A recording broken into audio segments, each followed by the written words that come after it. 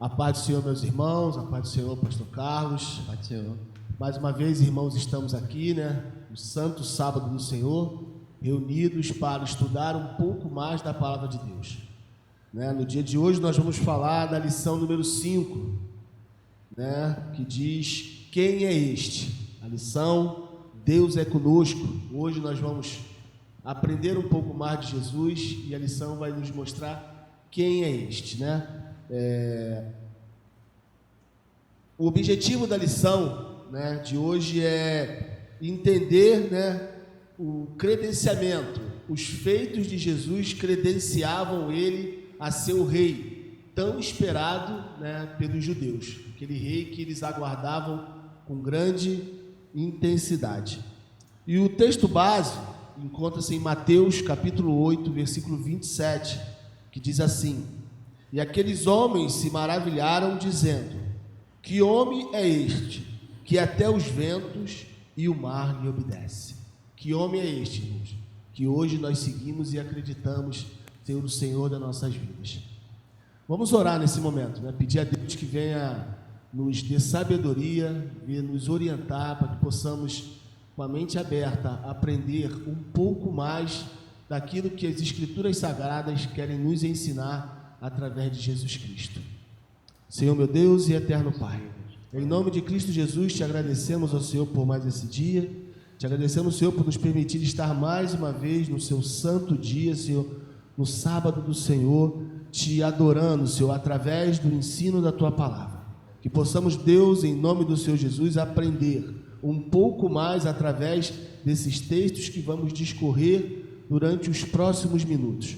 Muito obrigado, Senhor. Seja conosco, Pai, da mesma forma que alcançou, não só a mim, como o pastor Carlos, esta lição. Eu tenho certeza que tem alcançado a vida de muitos irmãos. Muito obrigado por tudo, Senhor. Seja conosco, é o que te pedimos e te agradecemos em nome de Jesus.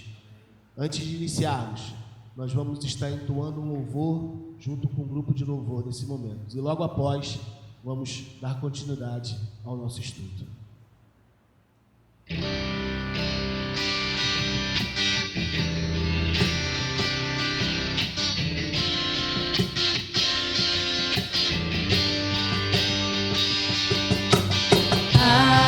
Adorai o Rei do Universo, terra e céu, cantai o seu louvor.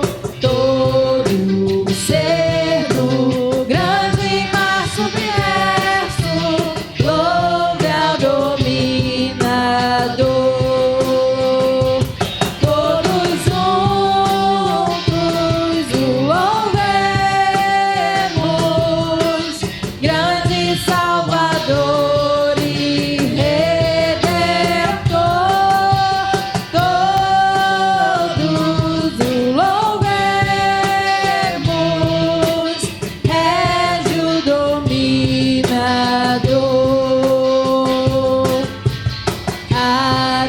Adorai-o, anjos poderosos, vós que sua glória contemplais, vós remidos, já vitoriosos, graças render-lhe mais. Todos juntos o louvemos, grande Salvador e Redentor. Todos o louvemos, Régio dominador. Sol e lua, coros estelares, sua majestade anunciar. Hostes grandes, centos e milhares, o seu poder mostrar. Todos juntos o louvemos, grande Salvador e Rei.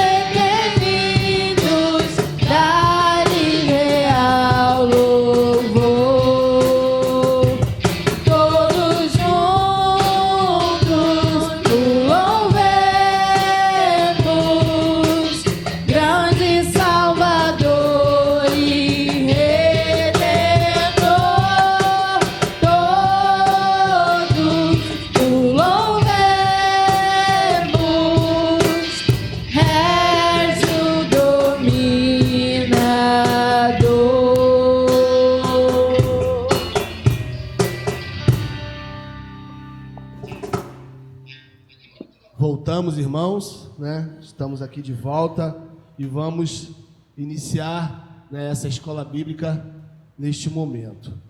Pastor Carlos, bom dia. Como é que foi sua semana? Foi tudo bem? Bom dia. A semana estamos enfrentando aí um momento, mas Deus tem abençoado a nossa vida. Amém. Tem nos mantido com saúde, conseguido atingir nossos objetivos, então só tenho que agradecer a Deus. Amém. Pastor Carlos, na introdução, ele tem logo uma pergunta para nós, né? E eu queria fazer essa pergunta para o senhor, que diz o seguinte: o que faz nos crer que Jesus não era apenas um grande pregador? Bom, essa lição, ela é muito interessante, esse título, né? Quem é este? Como o pastor já leu na questão do objetivo, já falou sobre o objetivo da lição, o objetivo dessa lição é mostrar isso, justamente essa pergunta, que Jesus não era um simples pregador, ele não era um simples profeta, ele não era mais um, não, ele realmente era o rei que nós tanto esperávamos, tá? Que eu coloquei nós, mas assim, o povo daquela época estava esperando, e é o rei que foi prometido para nós pelas profecias, né? Então, é muito claro aqui, quando João Batista, que estava preso, João Batista foi preso, e eu não sei o que passou na cabeça de João Batista, porque ele já tinha identificado Jesus lá no batismo, ele já tinha identificado Jesus em outro momento, dizendo: eis é o Cordeiro de Deus que tira o pecado do mundo. Eu não sei porquê, ele manda os seus discípulos perguntarem a ele se realmente ele era o Cristo, ou se nós deveríamos esperar outro. Então, o que eu entendo aqui, que eu não sei o que passou na cabeça de João, não sei se João estava esperando que Jesus fosse lá e tirasse ele da cadeia, ou que livrasse ele da morte. Eu sei que ele fez essa pergunta, mandou os discípulos dele, de João, perguntar para Jesus, e a resposta de Jesus, quanto ao fato dele ser rei, ou Deus, ou filho de Deus, é uma só, ou melhor, são várias. Ele diz assim, diz para ele que os cegos veem, os coxos andam, os leprosos são purificados, os surdos ouvem, os mortos são ressuscitados, e aos pobres está sendo pregado o evangelho. Ele que conclua se eu sou ou não sou o rei, né? Tanto esperado. Então aqui acho que para que fique claro para nós, acho que a resposta é isso, né? Os feitos que Jesus vinha fazendo Exatamente. ao longo, né, até aquele momento ali, né, demonstra que ele não era um simples pregador, mais um na multidão que veio se fazer de Messias, não. Os sinais acompanhavam quem verdadeiramente ele era. Não sei por que João de repente ficou duvidoso lá na cadeia e pediu para os seus representantes questioná-lo. Eu fico imaginando, tentando viajar no pensamento com relação a essa questão. Por que João manda fazer essa pergunta para Jesus? Será que não é porque ele queria que, na verdade, os seus discípulos existiam essas dúvidas no coração dele? Ele falou: vai lá, que vocês ouvindo dele, né, ele, na cabeça dele, talvez eles irão lá, eles vão ouvir dele que realmente são, e eles vão se despertar e vão segui-lo. É uma grande Pode possibilidade. Também, né? É uma grande possibilidade. Na verdade, ele talvez tinha essa certeza, mas ele sentia no coração dos discípulos dele Pode que ser. eles ainda não tinham essa certeza. Sim, sim. Talvez e às vezes eu penso pode que pensar nisso ele também. esperava que Jesus o livrasse também, ou intervisse por ele, não sei. São muitas coisas, mas essa hipótese que foi citada agora, da dúvida dos discípulos, é muito interessante. Pode ser, né? Sim. Então, dando continuidade no discorrer, a gente vai entrar nessa parte onde diz de olho no texto, né? E aqui tem, se a gente for ver, tem várias perguntas. E acredito que uma dessas aqui, a gente até já discorreu ela, né? Qual é a prova, né, que temos que o reino de Deus chegou? No caso, naquela situação daquela época ali, né? Qual seria a prova que aqueles homens, né, poderiam ter que o reino de Deus chegou? Acredito que a gente já até São os sinais, né? Os sinais foram muito evidentes. Nenhum profeta ressuscitou morto de 3 dias. Nenhum profeta curou leproso. Então, aliás, houve o caso de Naamã, né? Mas assim, Jesus era muitos milagres consecutivos e milagres também inéditos. né? Coisas que nenhum profeta fez, ele chegou a fazer, e coisas que outros profetas fizeram, ele também fez. Mas assim, ele deixa muito claro na pergunta de João que as evidências são os milagres, são as maravilhas que ele fez aqui nessa terra. Então, aí a gente vai ver aqui, né, que tem um dos inícios, vai dizer, né, o poder demonstrado, né, e o poder demonstrado é isso aí, né, tudo que o senhor acabou de falar, né, ele demonstra o poder dele através da cura, ele demonstra o poder dele através da libertação de pessoas de espíritos malignos, ele liberta as pessoas através do poder sobre a natureza, a gente vai ver mais para frente, né, então acho que a manifestação do poder de Deus, né, a forma como Jesus manifestava o seu poder e apresentava para aquelas pessoas que ele não era um simples pregador, era através do que o senhor falou, dos sinais que acompanhavam ele. Interessante que uma das provas também, muito interessante, é que além deles fazer os sinais, além dele curar, libertar, levar a palavra aos pobres, ele também deu poder aos seus discípulos de fazer. Aqui está a grande diferença, né, do profeta para o Deus, para o divino. Ele envia os discípulos e lança sobre eles poder para que eles fizessem a mesma coisa. E saíram pelo mundo, os 70, né, e fizeram. Mas aí, qual era o que o senhor entende? Por que Jesus acabou fazendo com os seus discípulos? Por que Jesus delegou para eles poder, tamanho, para eles poderem fazer isso? Será que tinha algum motivo? Bom, primeira coisa que nós precisamos entender é que para pregar o evangelho tem que ter poder. E depois, ele sozinho, ele como homem, ele não ia alcançar tanta gente ao mesmo tempo. Então ele dá poder, dá autoridade e dá responsabilidade e envia. Para quê? Para que muito mais número de pessoas sejam alcançados, muito mais número de pessoas sejam curados, sejam libertos, sejam arrependidos. Tanto quando eles voltam felizes, porque os demônios sujeitavam-se a eles, os milagres aconteciam, as curas aconteciam. Então isso realmente é um de grande diferencial. Além dele fazer, ele deu poder para que os outros fizessem. E o próprio Jesus, na sua palavra, ele diz, né, que a seara, ela é muito grande, né? Sim. Tinham poucos ceifeiros. Então a gente pode, respondendo essa pergunta aqui, o porquê, né, delegar poderes, por causa disso, porque, como o senhor falou, bem correto.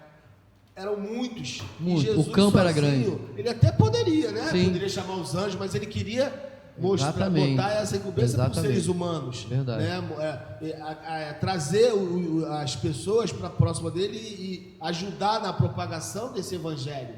Esse era o Por isso propósito. ele dá o poder para o discípulo, eles vá, porque a gente tem que ganhar cada vez mais pessoas para que outras pessoas possam, porque a seara é muito grande e o número de pessoas Esse é o propósito de Jesus quando veio na terra, fazer discípulos, e o propósito que ele deixou para os discípulos: ide por todo mundo e fazei discípulo. Então isso aí, sempre vai existir discípulos, sempre vai existir pregadores, e orem para que a seara, né, para que haja discípulos, para que haja pastores, para que haja pregadores, porque a seara ainda é grande, né?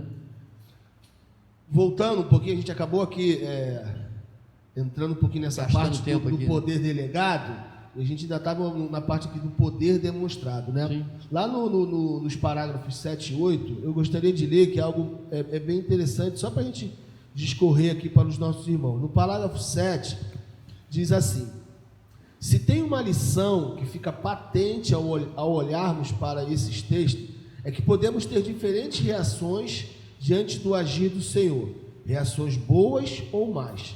Podemos nos admirar e nos surpreender com Ele, como os discípulos na tempestade, ou podemos desejá-lo longe de nós, como os cidadãos gadarenos. Podemos chamar o nome dele, como os 2 cegos, ou podemos insultá-los, como os fariseus. A chegada do rei causa reações em seus súditos e em seus amigos. E é verdade, né? A gente vê no decorrer da história que a gente pode ter esses dois viés. A gente pode abraçar a causa realmente e querer que ele se afaste, que foi o que aconteceu aqui. É né? verdade. Ele traz essas reações para o ser humano. Por quê, pastor? Explicar exatamente porquê, acho que eu não saberia, mas é fato que quando você, mesmo nos dias de hoje, se identifica como cristão, em alguns lugares, você aciona, né, como foi colocado aqui, reações em súditos e nos inimigos. Vai ter um grupo que vai ficar do teu lado, mas vai ter um grupo que vai ficar contra você. E Jesus, ele causou isso. Quando Jesus chega aqui nessa terra, ele abre um espaço para os que eram discriminados, os que eram abandonados, e cria uma barreira com os poderosos. E Jesus, ele leva isso no seu ministério até o final, tanto que ele morre por isso. E podemos dizer que nos dias de hoje nós temos a decisão de reagir de uma certa maneira, né? Porque a questão aqui é como eu posso reagir diante dele, né? Como eu vou reagir? Nós podemos reagir como os 2 cegos ou podemos insultá-los como os fariseus? O que os 2 cegos pediram? Senhor, nos cure. A reação dos cegos era pedir a cura, era pedir a libertação. Os fariseus não, de acusar, de procurar defeito nele. Nós podemos agir, ou podemos desejar ele como os cidadãos de Gadarenos, ou podemos clamar o nome dele como os 2 cegos, né? Essa é a comparação feita. Os cidadãos de Gadareno, o que aconteceu ali? Quando Jesus liberta aquele homem oprimido pelo demônio e lança nos porcos, os porcos se suicidam, caem lá na ribanceira, lá, né, no despenhadeiro, e morrem. Isso traz prejuízo para eles. O povo daquela cidade viu a maravilha, viu o que Deus fez na vida daquele homem, mas preferiu pedir para que Jesus se afastasse. Eles pensaram no prejuízo material unicamente que eles tiveram, né? Só pensaram naquilo. Eles pensaram no que Jesus poderia trazer de ruim para eles, por isso eles preferiram que Jesus fosse embora, saísse dali. E hoje eu vejo, pastor, que, como o senhor falou, existem aqueles que vão estar do lado e aqueles que vão se opor. E eu entendo que muitas das vezes nós nos opomos, né? Nos colocamos contrário, né, corrigindo aqui o português, nos colocamos contrário a Jesus, né, quando a gente fala mal do nosso irmão, a gente fala fofoca, a gente não segue os ensinamentos que a gente aprende na casa do Senhor, a gente fala mal da igreja, se esquecendo que a igreja é de Cristo, se esquecendo que perfeição, igreja perfeita, seja qualquer denominação que nós temos aí, a gente não vai encontrar na terra, né? A igreja, né, como que somos nós, são feitas de pessoas que têm falhas, pessoas que pecam, pessoas que erram, mas que tem em Jesus um auxílio para ir melhorando gradativamente. E a perfeição a gente só vai alcançar quando Jesus voltar. Então, quando a gente cria essas intrigas entre nós mesmos, que deveríamos dar exemplo para o mundo, acredito que a gente acaba, de alguma forma, se opondo a Cristo. Sim. Esse parágrafo que você citou, muito interessante, o 7 principalmente. Como nós reagimos diante do agir de Deus? Essa é a grande questão. Como eu reajo diante do agir de Deus? Será que eu reajo de uma forma boa ou de uma forma má? Né? Então, isso aqui pode nos surpreender. De repente, nós temos atitudes que não condiz com quem prega, com quem defende o cristianismo, quem defende Jesus. Então nós temos que ter esse cuidado aí, cuidado para não reagir de uma maneira errada.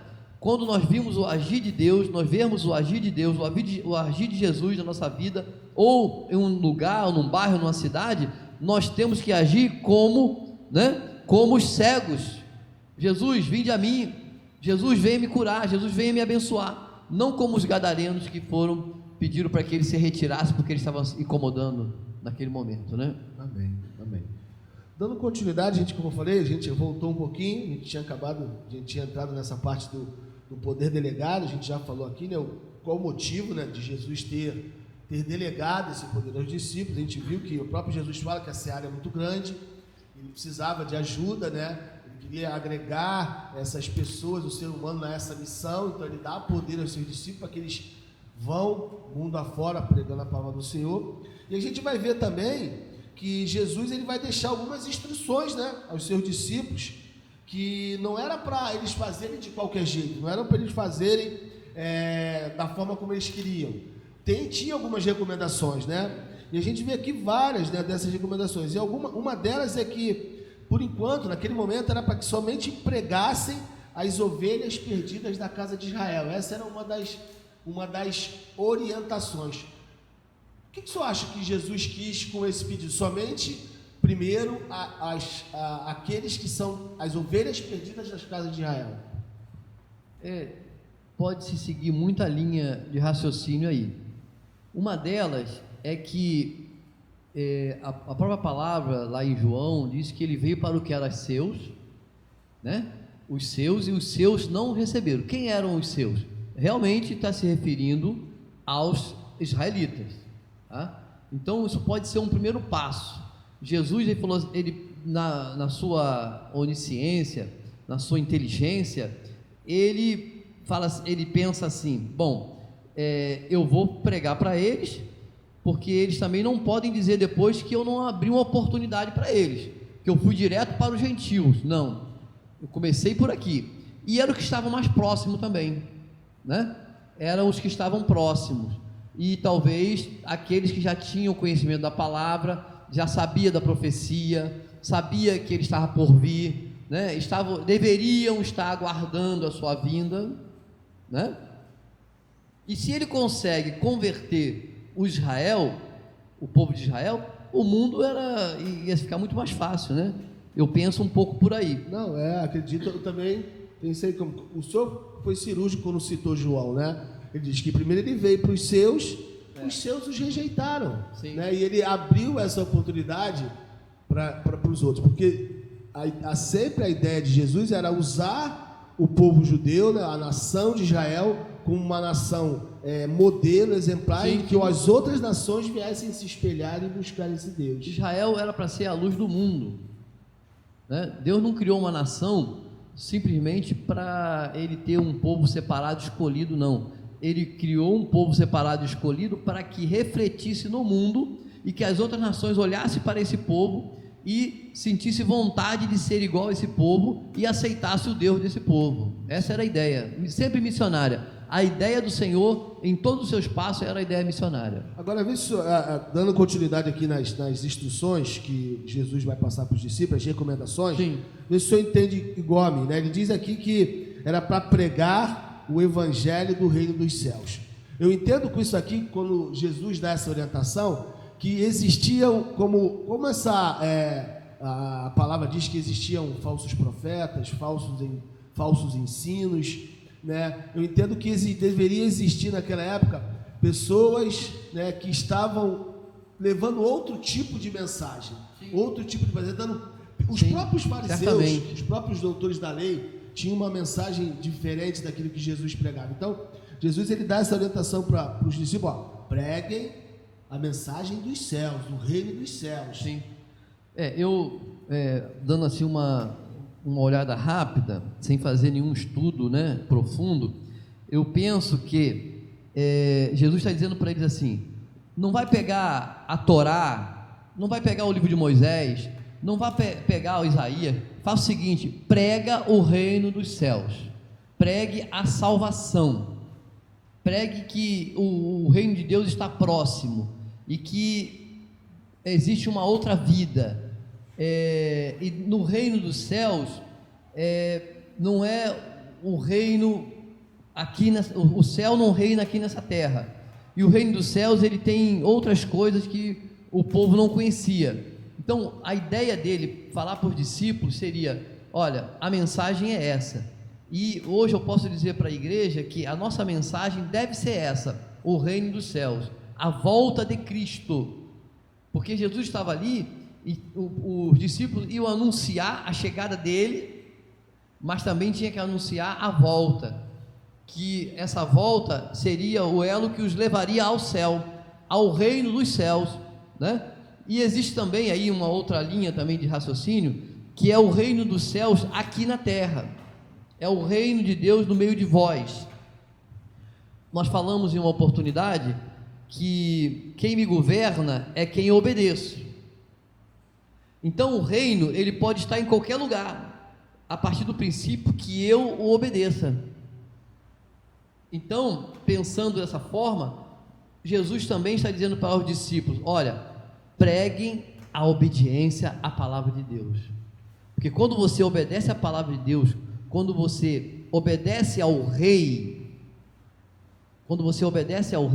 você está dentro do reino, e o reino de Deus está no nosso meio. Existe essa possibilidade.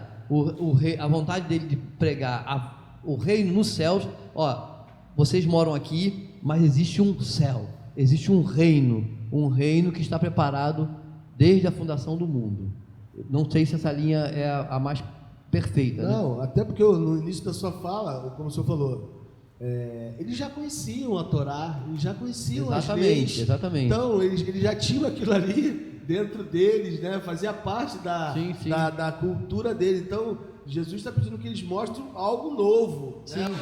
O Evangelho, né? A palavra Evangelho significa boas novas. Então, era mostrar para eles coisas novas. O reino que estava preparado para cada um deles, né? Então, exatamente. Eu me lembro quando Paulo estava fazendo uma defesa aos gentios em Jerusalém, não me lembro qual, um concílio que teve em Jerusalém, e aí decidiram que deveriam pregar para os gentios a volta de Cristo, o reino de Deus, porque Moisés, que representava a lei, já se ouvia nas sinagogas regularmente. Então o que eles precisavam é do Evangelho e não das leis, porque as leis já eram aplicadas regularmente. Eles eram cumpridores da lei, né? Sim. E a gente vai continuar, e a gente vê aqui várias instruções, né, que Jesus faz aos seus discípulos, e a gente vê que muitas das coisas acontecem nos dias de hoje, né? Principalmente esse aqui de fazer de graça. Deixa eu voltar um pouquinho, Gilmar, aqui nessa questão, porque me abriu a mente aqui. Se ele disse, e somente as ovelhas perdidas da casa de Israel, então ele já estava indo a quem já conhecia a lei. Aí eles então pregar o reino, porque a lei ele já tem, né? É verdade. Já sabe. Então uma das coisas aqui, por exemplo, antes de curar os enfermos. Vou trocar o microfone aqui rapidinho. Curar os enfermos, por quê? Porque as pessoas doentes naquela época, elas eram discriminadas. Sim, né? Os leprosos, eles eram isolados. Existiam cidades onde essas pessoas locais, que essas pessoas ficavam isoladas. Sim. E Jesus dá orientação para os discípulos: não sejam discriminosos, né? Não venham com discriminações, curem os enfermos. Sim. Curem os enfermos, né?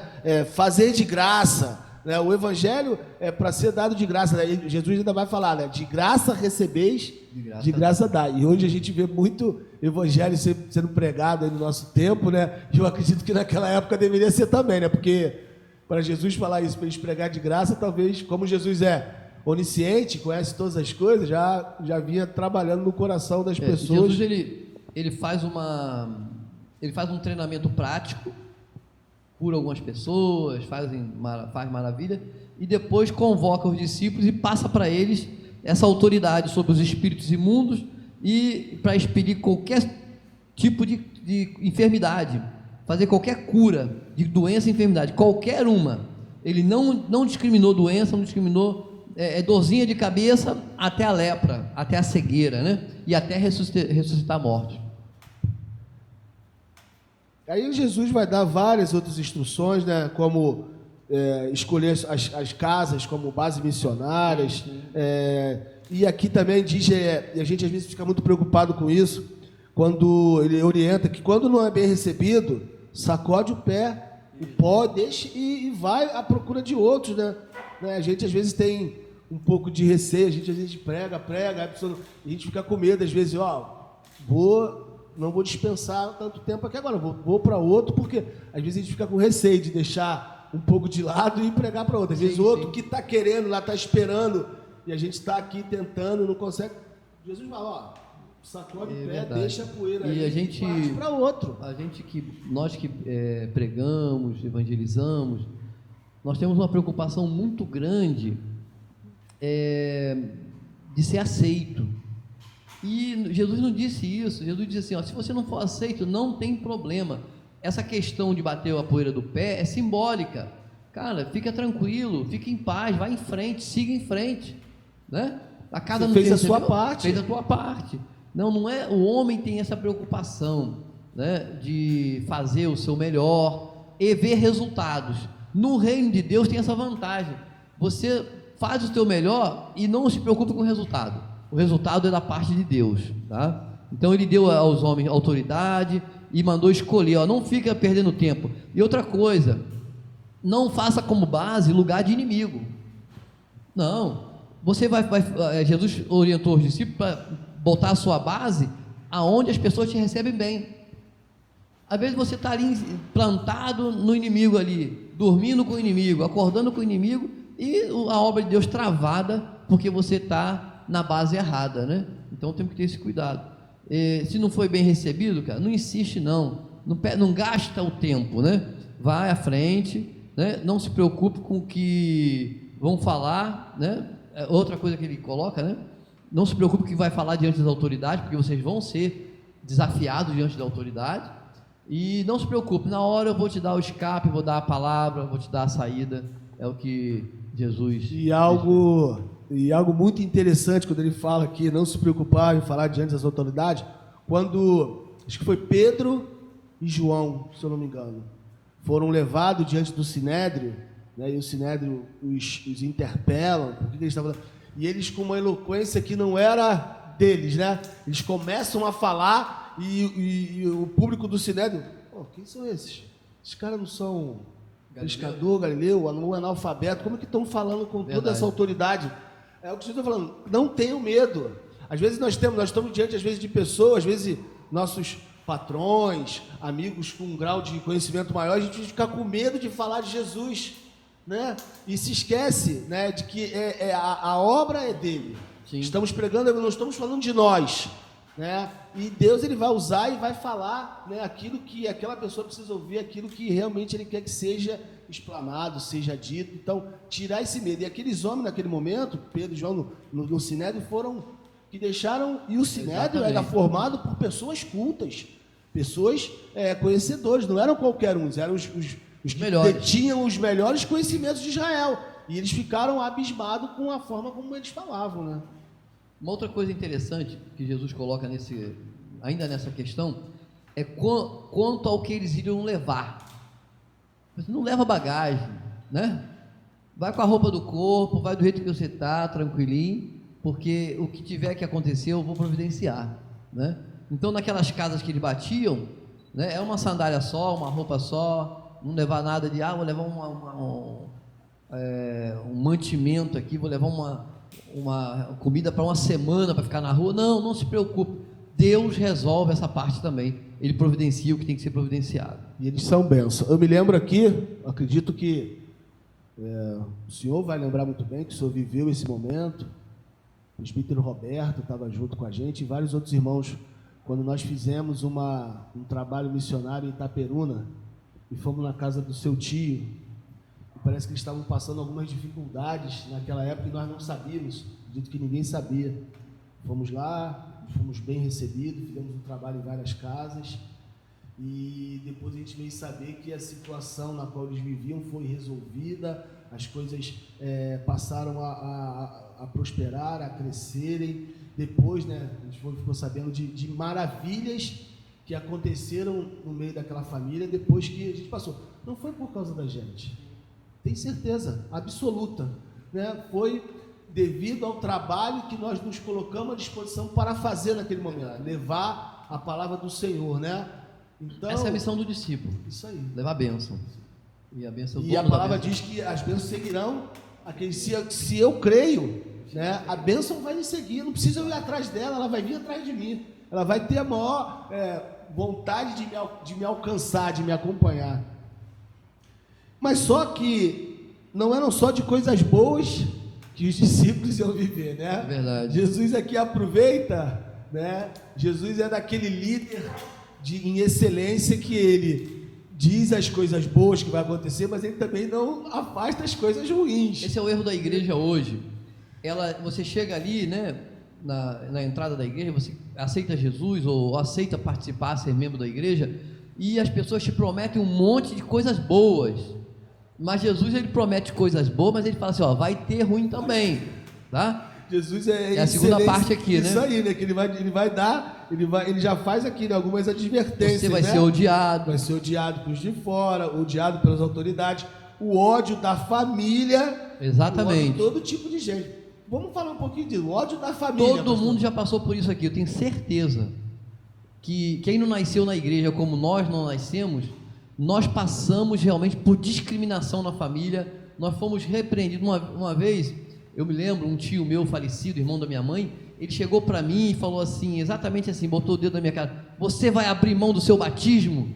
Eu falei assim, eu não tive resposta para dar para ele, só ouvi, né? Um mais velho, fui treinado para respeitar, mas ele ficou com muita raiva da nossa família ter se convertido ao cristianismo, o cristianismo protestante, assim chamado, né?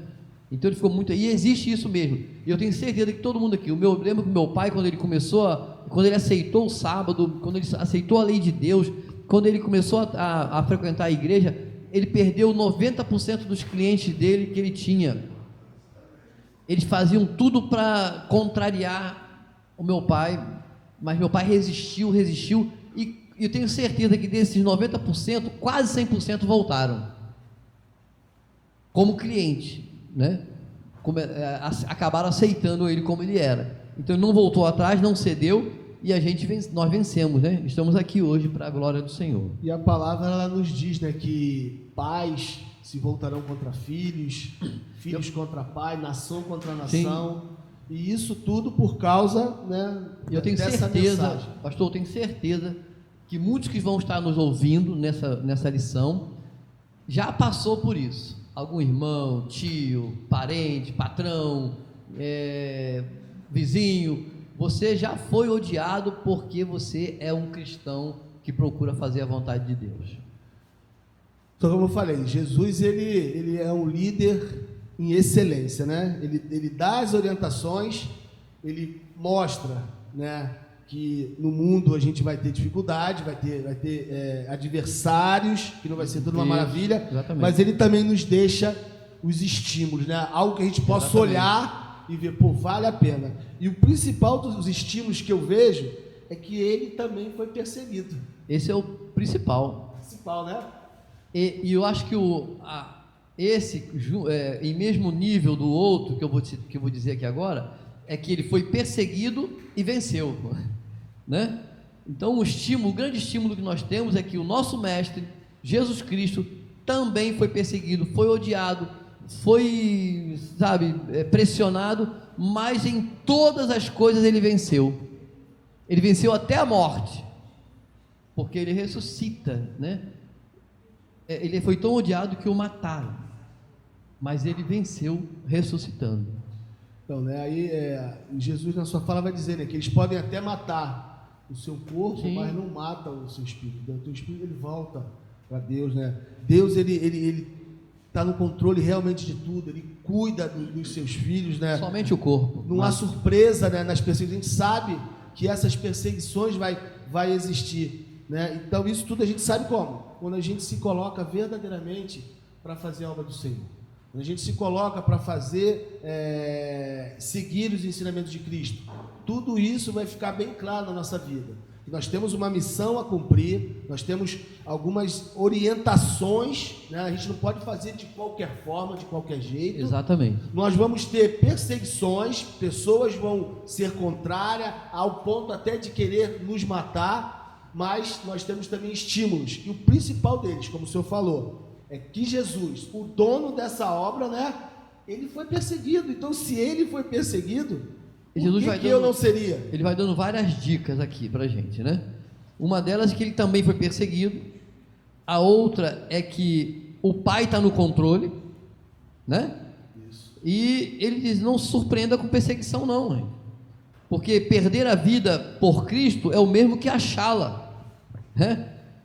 Paulo dizia isso. Quem morre por Cristo viverá para sempre, né? E os discípulos estão em nome do próprio Senhor. Eu quero dizer para quem é pregador, para quem é evangelista, você está em nome do próprio Senhor. Então não tenha medo, não tenha vergonha. O que você passar não dá para se comparar com a glória que em nós há de ser revelada um dia. Amém. Estamos chegando no final, né?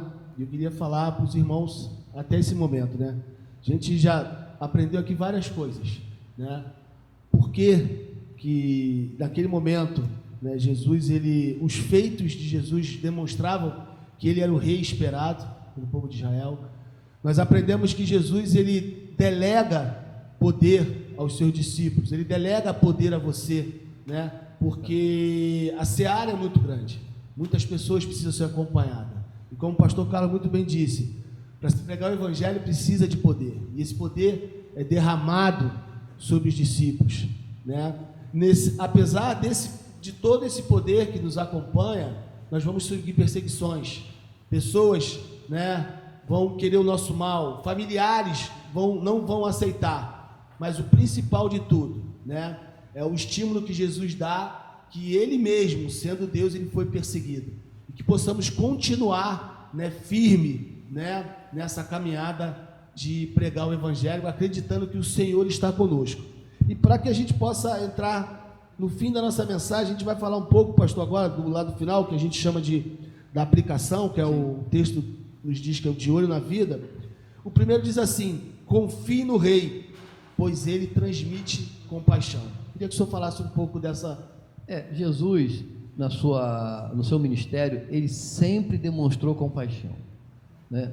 Eu sempre me reporto a um texto em que ele vê a viúva lá, levando seu filho para ser enterrado, e de repente ele para aquele enterro, para aquele cortejo fúnebre, e diz o texto que ele se move de íntima compaixão, porque ele olhava para as pessoas com misericórdia, ele tinha compaixão das pessoas, e ele não olhava sexo, não olhava nível social, ele não olhava se era uma pessoa feliz, infeliz.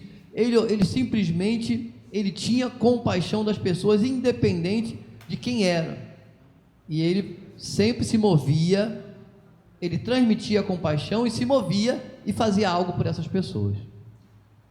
Amém. Jesus, ele, como uma das orientações que ele fala, né, quando ele diz ali, curai os enfermos, ele quer dizer o seguinte, não tem discriminação, porque os enfermos eram aquelas pessoas totalmente à margem da sociedade naquela época, existiam leis para eles, né, de exclusão verdadeiramente, e Jesus aqui, ele está mostrando que a gente precisa ser movido por essa compaixão, a gente não pode abrir mão de ninguém, independente da condição física, social, intelectual, a palavra ela tem que ser pregada.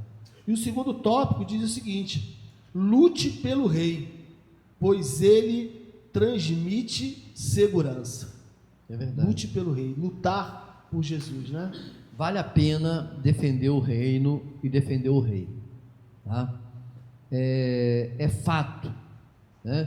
Grande parte do que nós falamos aqui, né, em Mateus 10, se aplica aos cristãos de todo o mundo. Nós, a Igreja de Cristo, somos também comissionados para uma guerra.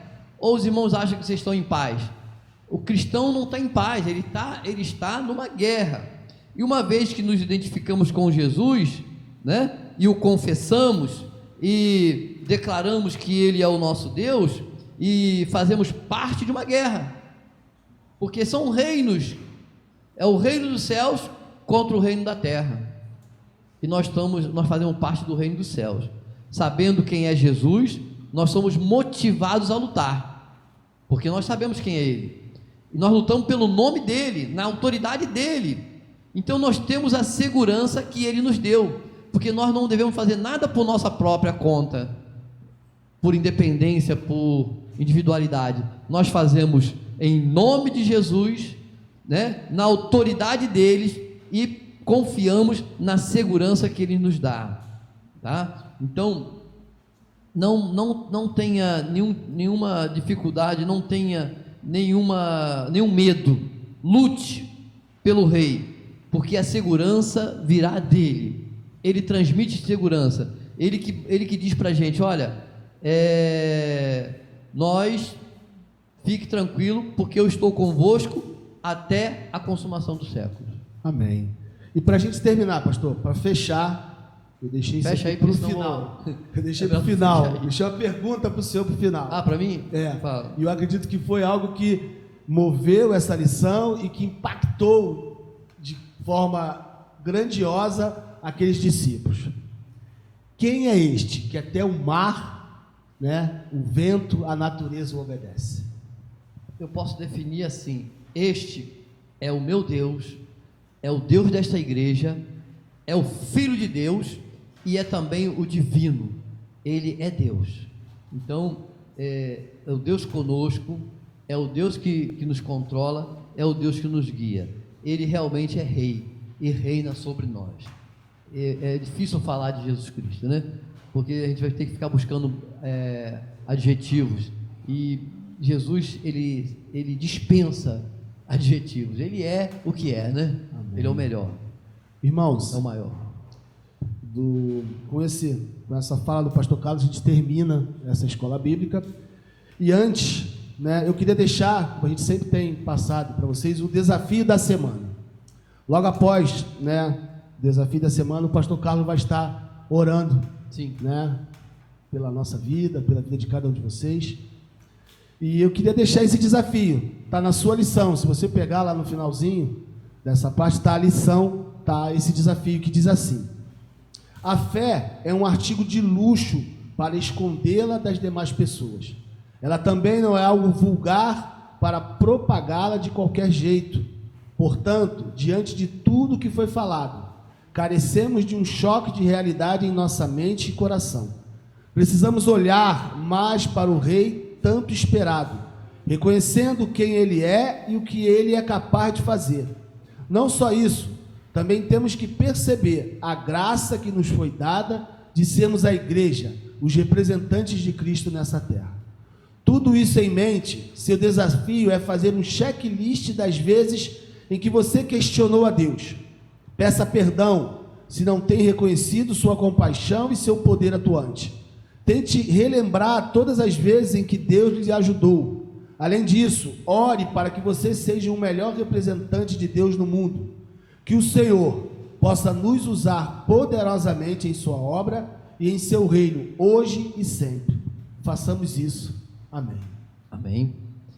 Nosso Deus, nosso Pai, aqui estamos no nome do Senhor Jesus Cristo, o nosso Rei, o nosso Deus, para te agradecer por esse espaço, por esse momento, e pedir a tua bênção sobre as nossas vidas, a minha e a do pastor Gilmar.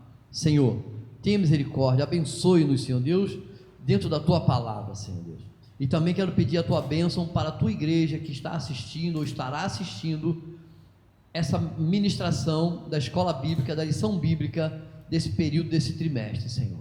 Meu Deus, abra a mente, não só a minha como a do pastor Gilmar, mas também a dos nossos irmãos. Senhor, os abençoe com essas palavras. Senhor, que eles possam encontrar ânimo, que eles possam encontrar confiança, Senhor Deus, e que eles possam ter a certeza que o Deus está conosco todos os dias até a consumação dos séculos. Por isso eu peço, Senhor, abençoe o teu povo em nome de Jesus. Amém.